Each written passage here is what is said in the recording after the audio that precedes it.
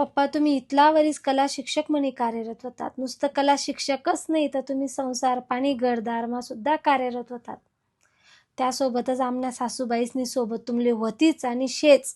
त्यामुळे कदाचित आई नोकरी आणि संसार पाणी तुमले काही जड घ्या नाही. आम्ही तुमले मजबा नेहमी सांगूत की पप्पा काय आता रिटायरमेंट की सुट्ट्या लिहिलेत जातं. तुम्ही नेहमी आमले कसं सांगित की त्या शाळा मग आपले पगार भेटस, त्या शाळामुळे आपलं घर धकस, पोरेसनं शिक्षण व्हायनं, तर आपण पगार लेतच तर आपले देणं पण लागस. त्यामुळे तुम्ही नेहमी तुमच्या कॅपॅसिटीपेक्षा जास्त कार्यरत राहणार आणि कदाचित त्यामुळेच वय वर्ष 58 मा सुद्धा तुम्ही असा चिरतरून दिसतस. तुम्हाला आंड्रोसले लाजाडी दिसतात. इथला तर तुम्ही भारी दिसतस. खोटं नाही खरं सांग राय. आता गंत आणले वाय घ्या गंत आण देवाय घ्या ना.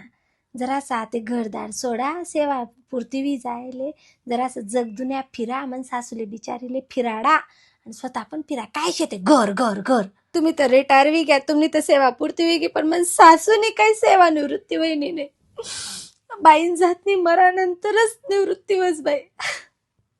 हा बरं, तुम्हाला शासकीय सेवापूर्तीने खूप साऱ्या शुभेच्छा.